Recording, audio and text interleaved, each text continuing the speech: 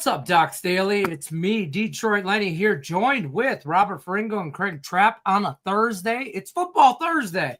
Week 1 of college football is among us. We got a lot to talk about here. Before we get too far into it, though, don't forget I got some housekeeping issues or things to talk about. Free $60 account, new customers, docsports.com/free60. That's where you get a free $60 account. You can use that on any handicapper you want on any given time at the website. $30 each on these two guys.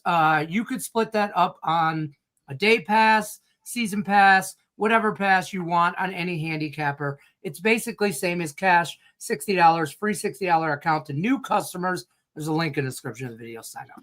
Hey, Len, don't forget the football pass. It's $50 off, right, Robert, for the weekend? So it's like $45 for the football pass. So you can actually use it on the football pass. I don't think that would. No, I think we are back up to the regular price. I think the $45 pass was just for preseason stuff. Well, I'm on the website right now. It was up last night. Nope, $45. You're right.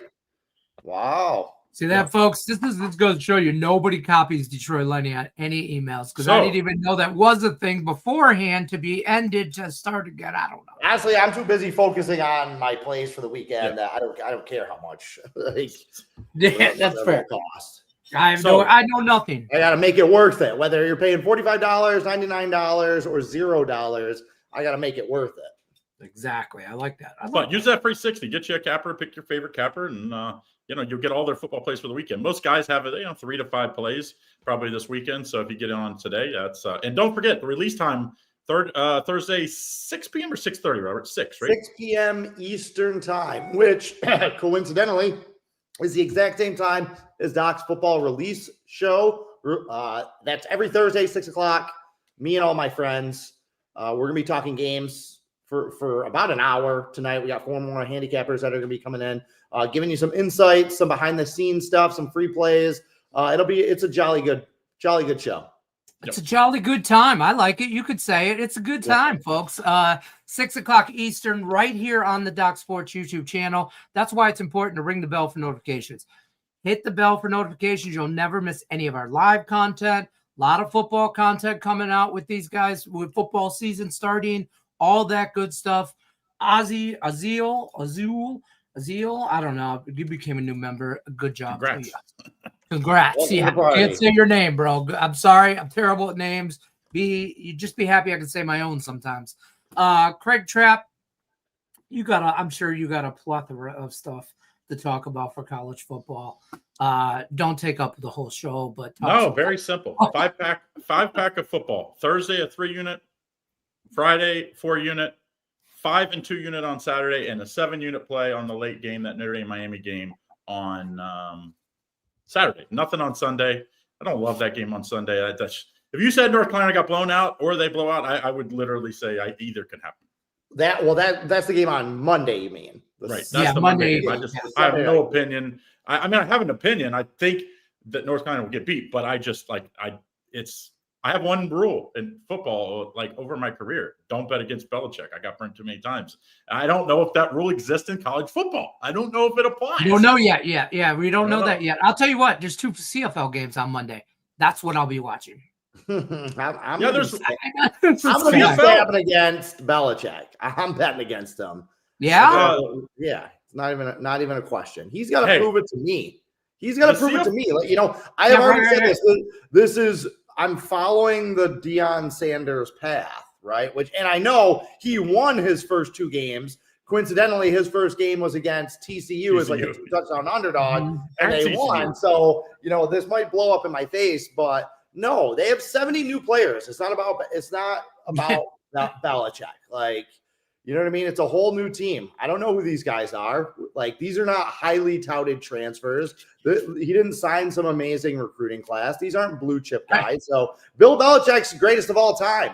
No problem. But you know what? If you don't have the players, and I think TCU has got some players, like Josh Hoover, their quarterback, he's legit. Sonny Dykes knows what he's doing. This is a good TCU team. This is one of 7 teams that I think has a legit chance to win the Big 12. So, they're not messing around. Yeah. What do you think? What do you think though? What's the over under? I haven't averaged it out on number of new players on teams this year. It's got to be like 35 on every team, right? 35 to 40. Like, it seems like it would be high, but no. Like even like Penn State, right? You heard about all the transfers that they brought in, the receivers and stuff like that. I think they only brought in like 9 guys in their class. Same thing with Clemson. Like everyone's like, oh, he's finally opening up to the transfer portal. They only brought in like 7 guys. Like there are some teams that have 40 plus dudes on them. Yep. More than a half dozen teams have 40 plus dudes on them. And here's still the fun not thing. the norm. The fun thing is the teams that are like that were decent last year, and they're just like, fuck it, we're going all in. Excuse my language. We're going all in, and we're going to just like not recruit freshmen. There's lots of teams out there that basically recruit very few freshmen and just like, we're going all in on the transfer portal. Right. We'll see. We have not seen a team win doing that yet. We have not seen a team like it's the Washington hand Redskins. Up for a reason. I have my hand up for a reason. Michigan State. This has a thought. I've been thinking about this and talked with other people about this, just some buddies of mine, but I'll get you guys are the experts here, and especially in football. Is the transfer portal going to be more? You're going to see more guys when you talk about teams like 40 plus guys turnover. That's going to be on the smaller schools and the smaller markets as opposed to the bigger schools, because like Clemson, LSU, you talk about like 9 teams from Penn State as opposed to 70 at North Carolina. Smaller team, smaller. You know what I mean? Is that going to I think it's more. In theory, that would be, I'm going with that, correct, because you're a smaller school losing kids that are moving up in class. I see where you're going with that. But no, the teams that have the massive overhauls, like Craig said, it's teams that have coaching changes. Yeah. Like if there's a coaching change, you don't want to, and you're at the school and your guys recruited you, brought you in, just left. You don't want to stick around and have to try and like prove yourself to the new guy. And the new guy, it used to be a new coach would come in, and that first year, he would just weed out the guys that he didn't want, that didn't buy into the program. Now nobody has that kind of time. You can't waste a year. So he's just going to bring in all of his guys, like you saw with the Southern Miss coach. Yeah. He got Marshall wins their conference championship. They don't re-up his contract and basically run him out of there. So he moves to Southern Miss. He brings his quarterback and like half of his starters with him. Yep. So it's more that type of stuff where you're seeing those 30, 40, 50 man classes come in. It's new regimes. I mean, look at Indiana. Indiana, I guess, would be the one team that was successful last year that did a lot with transfers. Yeah. We just haven't seen that yet because there's not enough sample size yet. But even still, the transfers he was bringing with him were the guys that were at his at James Madison, like that were with him, that already knew the system, knew the scheme, stuff like that. So, that's a little bit misleading. Also, like when Shedeur Sanders and Henry and all those guys, when they first went to Colorado, why they had that early success, he brought a lot of players from Jackson State with them. They knew the offense. Right. It was the same guys. Like, so they had a little bit of a jump start. That's why they got off to that hot start. Eventually, the fact that they didn't have talent in the trenches and they wore down over that season, but again, that's why looking ahead to this week's game, that's why I'm going to be on Southern Miss.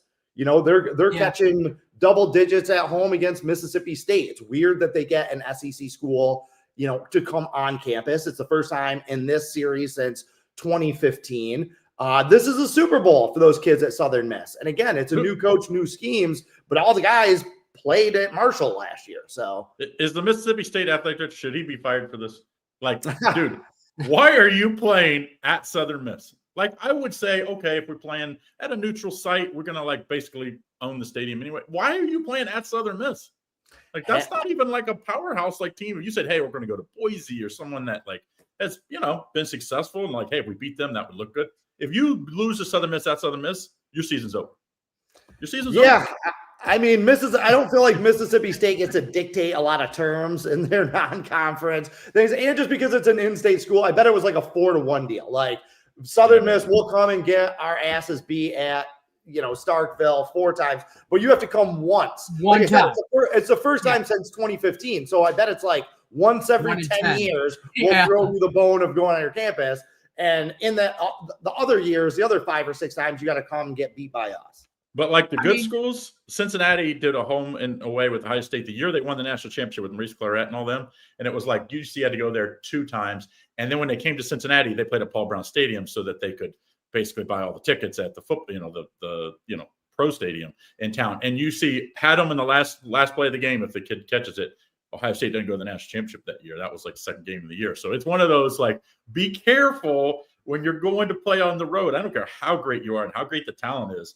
It matters. It matters in college football. Like this would be scary, especially like you said. This is not like a normal team where he took over. It's going to take him 3 years to get his guys. Dude, he basically took Marshall's best players and said, "We're just going Marshall South."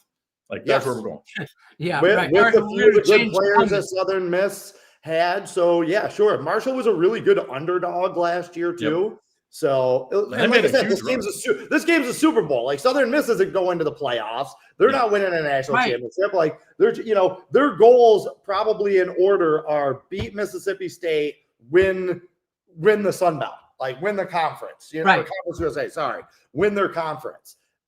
This probably means more to them. Like this will make their season. This will make some guys' careers. So that being said, that to your point, I'm a Michigan State fan. Okay, Spartan fan. They're playing Western Michigan. Listen, I have no misconceptions about who Michigan State is and what they are. Jonathan Smith, he brought all those guys.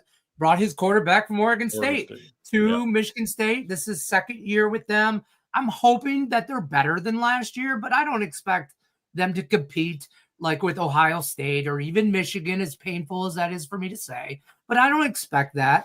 But I think like they play with Western Michigan this week in Michigan State. That game, Western Michigan, this is it for them. They've been waiting their whole lives to play them. But they play all the time, though, right, Lenny? State particularly, but this is a game where Western Michigan's going to get up, like you mentioned. It's their Super Bowl kind of thing for them. But haven't they played like four times in the last 15 years? Like they play them every 4 years. They rotate the max. They rotate those. I don't remember because there's Central Michigan, Eastern Michigan, Western Michigan, Northern Michigan. Like, there is 4 Michiganals. Yeah, well, like Ohio State. Ohio State, Michigan, and Michigan State, they play the MAC teams in their conference. They kind of like rotate through those teams that are in their state, And so go ahead, tell me the difference between Western Michigan and Central Michigan. One's a Chippewa. They're both. Hold on. What are you hearing about Michigan State? What are you hearing? They're your team. What are you hearing? Oh, listen, I hear my Michigan State people. I'm in Vegas. We have a little alumni group out here that whatever. We have high hopes, but like a little above 500. What does high hopes mean? And listen, I don't care. I don't care if they lose every game after this. What about this weekend? Are they expecting? I expect them. Good things like that's 21 and what's it? 21 and a hook, 3 touchdowns. That hook scares me. I don't want to tell you that it's a sharp line, but it's a sharp line. I don't know. I see some 21s. I see even 21s out there too. I kind of like Michigan State. I like Jonathan Smith. I think they're going to be better this year. I think that they can make a statement here. All those MAC teams got gutted by the transfer portal. As we were talking about. I just don't think Western Michigan's going to be very good this year. They got pasted. What? Oh no, that's them. Who did they get pasted by? Yeah, they got pasted by some of the better teams in their conference last year, and they're not as good of a team. I don't know. I feel like I want to be out ahead of the curve here on Michigan State. And they're a team that's one of the games I am considering on my card. I typed it up. I'm going to make those final decisions, but I feel like their team, kind of like tonight with Wisconsin, is another team that I'm looking at, right? Like, I think they're going to be better, and I think that this is it for Luke Fickell. Like, he's in desperation mode. He can't screw around with a bad MAC team. Like, they need to curb stomp them because they don't have a lot of wins on that schedule. They probably have the most difficult schedule in the country. They're probably not going to go bowling, and he probably isn't going to survive the year. So he needs to take wins where he can get them. I'll be surprised. We'll take him back at Cincinnati. What's that? We'll take him back at Cincinnati. Right. He was very successful. We'll get to that game in a second because I do want to get some of your thoughts on that. But Fickell is like he tried to turn Wisconsin into more of like a pass happy offense. Brought in Phil Longo to be the offensive coordinator from North Carolina. Like, that was a massive failure over the last 2 years. So now he's going back to just like ground and pound Wisconsin football. We're going to run it 65 times and run it down your throat. And I just don't think Miami of Ohio can stop something like that. So this is one that I think could get pretty ugly good last year, though. Tonight. Miami What's that? Miami was good last year. Miami, all of these were MAC really good teams were good last year, but they Miami's lost. got a lot back. They got Listen, a lot the MAC back. is going to have a bad night tonight. That's my so. prediction for tonight's football. I mean, are you talking about wins or are you talking about against the spread? All we care about is against the spread, baby. Yeah. Well, Robert, what was that? What was that number you had last week? The week 0 and 1. The underdogs did how much? I was 18 and 10. Underdogs in week 0 were 18 and 10 since 2019, and I think they went 2 and 3. 3 and 2 last week. Underdogs went 2 and 3 last week, but Sam Houston was real close. Like, they lost by 17. Yeah. They were winning that game late, and what was Stanford almost won as an underdog. Like, they're up 20-17 driving, and then that idiot throws. Never a doubt. Yeah, that's right. That's right. Throws the interception. So it was very close. It was the underdogs went 2 and 3 last week, but it was very close to being a 4 and 1. And the Hawaii line flipped. The opening line was right. So sure. So how do we want to grade that? Yeah. So really, it could be 2 and 2 if you consider that kind of like a weird, like throw it out. Yeah, the line goes through. But still, I thought every game was actually close, other than the Kansas game as far as the spread. Like every game, like at any point, I was like, yeah, I was shocked that Fresno didn't play a little better, to be honest. And it didn't shock me that they didn't cover, because I think kind of anything can happen week 0 or 1. But I was shocked that Kansas pretty much did what they wanted. And I thought if Kansas covered, they would score like 50. Like they didn't. It was like they didn't really, run it up. They didn't need to, actually. But I like the MAC schools. I like the MAC schools a lot this year. I think because people talk about the transfers that leave, but they never talk about the big school kids that actually come down that start looking for playing time. There's lots of those kids that are like the third string at Ohio State, but they'll be the best, offensive lineman on the team at every MAC school, or the best defensive lineman, or the best cornerback, or the best safety, best receiver. So there's lots of kids that are coming back to these conferences to get playing time. Not just looking for cash. There's obviously a lot of kids out there in the transfer. I love the MAC. I love the MAC. MAC action is makes car payments. Okay, for me. A lot of people. I know a lot of people. I don't like the MAC against the Big Ten. The Big Ten kind of dominates the MAC in my opinion. That was going to be my next question. Is Toledo win this weekend? That is, everybody that I know that's in this industry has whispered to me Toledo's a live underdog. Toledo's a live underdog. I'm like, dude, look at the line. Of course they are. Right. There's nothing to whisper about. I mean, 2 years ago they almost beat Illinois. 2 years ago they almost beat Illinois in the opener. They lost 30 to 28 in that. Last year they did beat Mississippi State, and they almost beat somebody else. They played another Power 4 school and lost by 3 points. Yeah. Last year. So I don't understand why this coach never left. I don't get it. I don't understand that he's been there 10 or 11 years. I'm like, this dude has consistently not only beat good teams, he puts guys in the NFL. He's recruiting against the big boys and developing kids. It's those are the type of guys that should be, and I hate to say this, Lenny, at the Michigan States of the world, where it's not the top tier of the Power 4 conference, that you're looking for the guys. I was okay with Jonathan Smith when he came from Oregon State. I feel like that was a natural. I feel like that's a progression up but the problem with Oregon State was he kind of hit lightning in a bottle a little bit that last year, and then it was the whole realignment. He's like, I got to get the hell out of Dodge. So he But he went from the West to the Midwest. I think anytime a guy goes from the West to the Midwest, it's just totally different recruiting areas. Yeah, they weren't recruiting Ohio and Michigan and Pennsylvania. I don't care. Hold on. Yeah. Toledo, Kentucky. Robert, if you guys haven't watched the college football opening line report Robert did earlier this week, it's out on the YouTube channel. He mentions this game, and there's some stats that, for me, as a producer standpoint, I got to watch all this crap. I'm just saying right now. I got to watch it all. I got to watch it 3-4 times. I got to watch everything. Editing, every time these guys say, this, that, or yell at a dog in the background, or I'm the guy that clips that out, whatever, this, that, right? So I got to watch all this stuff. And if I took anything out of that for real, Robert, I'm not. Notice how I'm plugging this guy's stuff. Thank you, Robert. I took this guy. I took that one piece of information about Toledo and Kentucky, and that was part of my handicapping because I handicap, and then I look at I'm surrounded. I'm in a unique position. I'm surrounded by a lot of talent. These guys talent. are Just gonna, say it. their Talent. egos are just gonna explode. A lot of sharp guys. Okay, and I also have an opinion on this game, Toledo, Kentucky.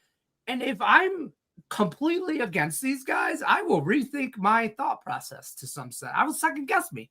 But if I like it and then they all like it, I'm like, look at me being smart. So and the Toledo, Kentucky, that was a good breakdown. It's good tidbit of it's information. It'll be out every week. Robert's going to do it, whether he likes it or not, because it was good information for this guy. And if one guy gets something out of it, that's all that matters.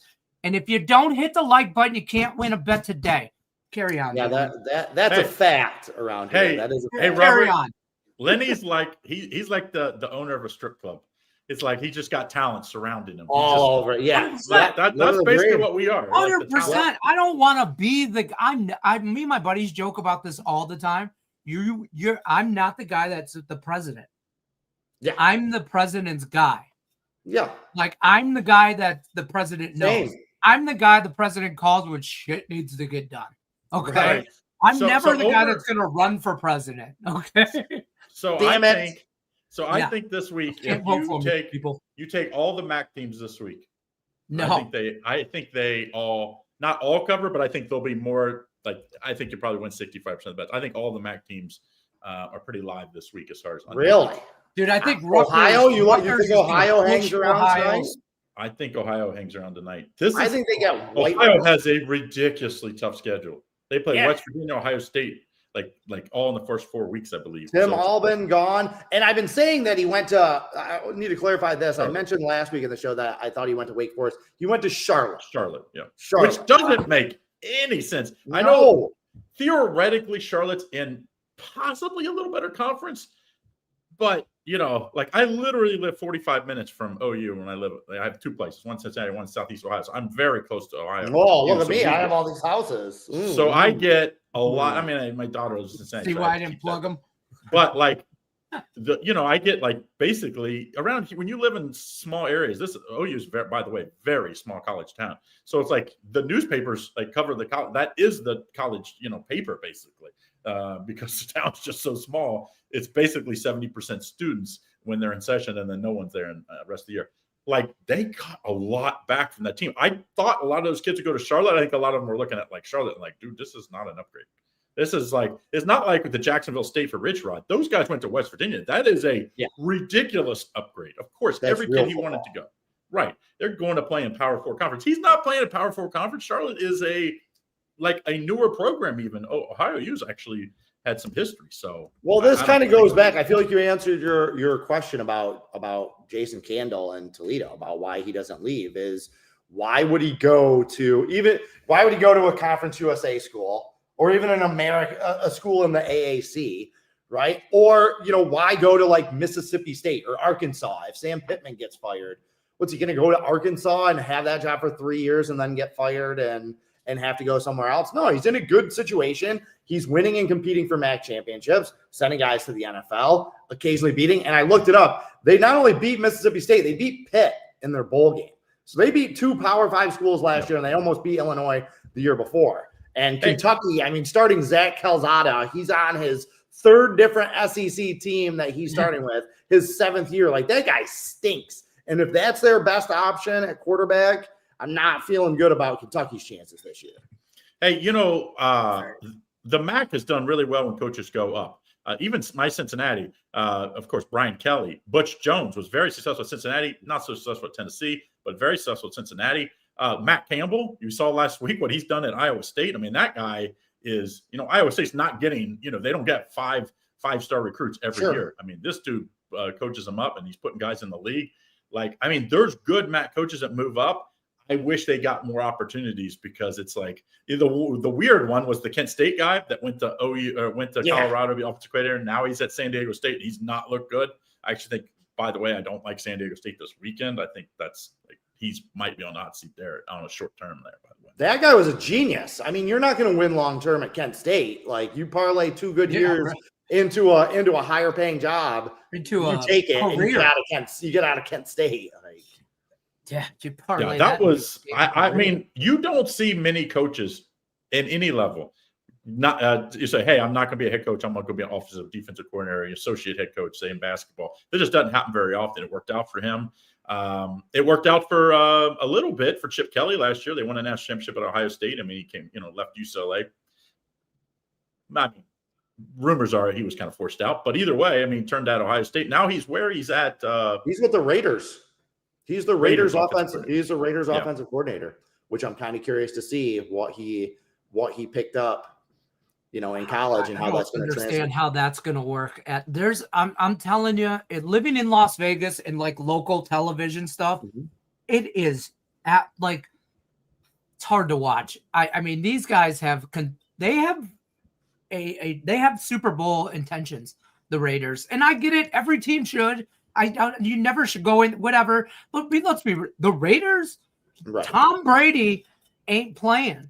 And it ain't 20 years ago, Tom Brady, okay? It's just because he has a minority interest. This guy's walking around like he's Al Davis from the 70s with a shirt only. If they don't finish in last place in that division, it'll be a miracle. Like, it will have been one of Pete Carroll's best coaching jobs, just not finishing in the basement of the West this year. Yeah, so. I mean, they're going to beat somebody good this year. How many times have they threatened Kansas City over the last few years? Each of the last couple years. Bad teams. With bad teams, they've threatened them. So, they're going to jump up and bite somebody. But it was at Kansas City, I think 2 years ago. They only scored like field goals, and they almost won the game, or they did win the game. I forget. And it was like they didn't kick anything but field goals. It was like, how are you with Kansas City? The NFL, though, you are built to beat teams in your division. So it's like sometimes, you get mismatched when you don't face teams all the time.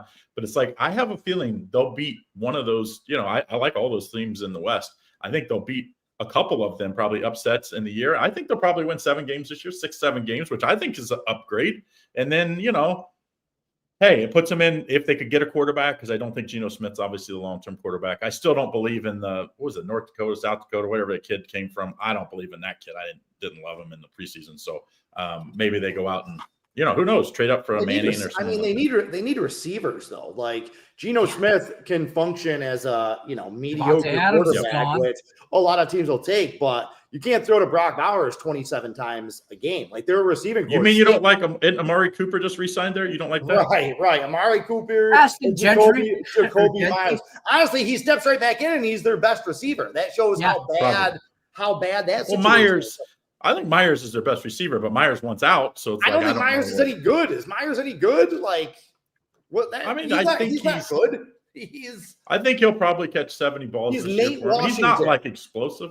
He's not explosive, but when you have Brock Bowers, you don't need a ton of receivers there. If you got one other good one, like Brock Bowers he's going to get 100 catches this year, like most likely. I mean, easily, but they need to. I'm just saying that they're not fielding like a playoff caliber receiver room. Their back 7, their linebackers, and their secondary is not. It's like barely NFL caliber right now. Like, there's a lot of holes. They'll play hard, they'll play well, and I agree with you. 6-7 wins. That's about where I have them. They'll probably pull 2 upsets in their division, and those 2 upsets could end up to having a huge impact in the AFC, right? Who wins the division, playoff positioning, who goes where. So they're going to play a role, and they're going to be competitive in a lot of games, but there's just not enough talent there for them to. They'll definitely play spoiler along the year. Yeah, I just don't understand if you're Pete Carroll, you're at that age to take a team that you basically know can't win it. Probably next year. He don't believe that. He don't have a negative bone in his body. Oh, all he's done is win. He's just won everywhere he's been. I mean, he did turn Seattle around pretty quick, but they hit the lottery with Russell Wilson. Like, they got him late in the draft, so that kind of worked out. Like, a lot of things worked out when he was in Seattle. He had a great defense, good running game. It's like, now maybe they have a great running game. Maybe Gentry is the next Emmitt Smith or Barry Sanders. And if that's the case, that covers up a lot of lacking receivers, covers up you control the ball. That helps your defense. Like, it could completely fix it.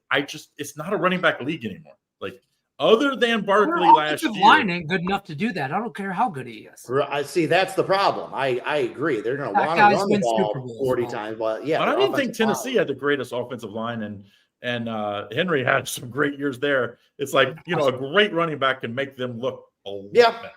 Fair. Better. So we'll see. Craig, what do you like today? You got a free pick for us before we get on out of here? I mean, I like a lot of games tonight. I'm scared. I like too many games tonight. Scared money don't make money. I like a little bit of South Florida, and I like a little bit of East Carolina tonight. I think both of those are, underdogs that I think will cover tonight. NC State I just think they're just not that good. That's my free play too. I'm not giving a new one. East Carolina. I like East Carolina.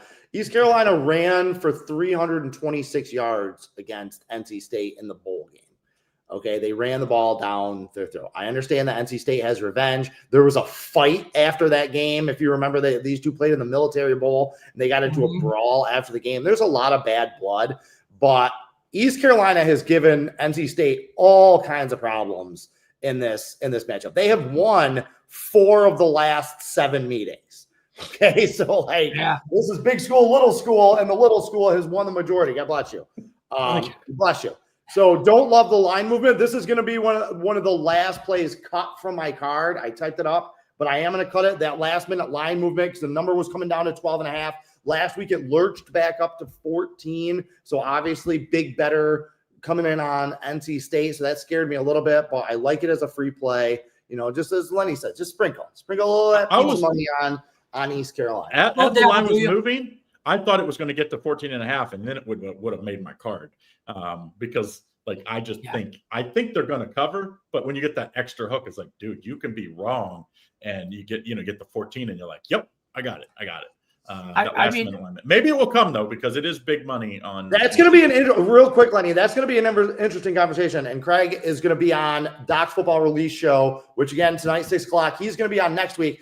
I'm going to put a note in that, something to talk about, because that's interesting that you say that about the hook, getting the hook, and you guys talking about the 21 and 21.5 with Michigan State. Yeah. Interesting thing for us to discuss, because when I handicap college football, I don't look at the numbers like that. Like in the NFL, that half a point matters. It's all about key numbers and things like that. With college football, anything under a touchdown, yes, a half point here or there, but anything over 10 points, I'm not getting off a game because it's 10.5 versus 10, or 14.5 versus 14, or 21.5 versus 21, where this is like the second or third time you guys have mentioned that half point in this. Yeah. So just kind of breaking down your thoughts on that. That'll be something for us to talk about. Interesting. That is interesting. I'll tell you what, all I'll say about that East Carolina, North Carolina game, or North NC State, East Carolina's in a teaser for me.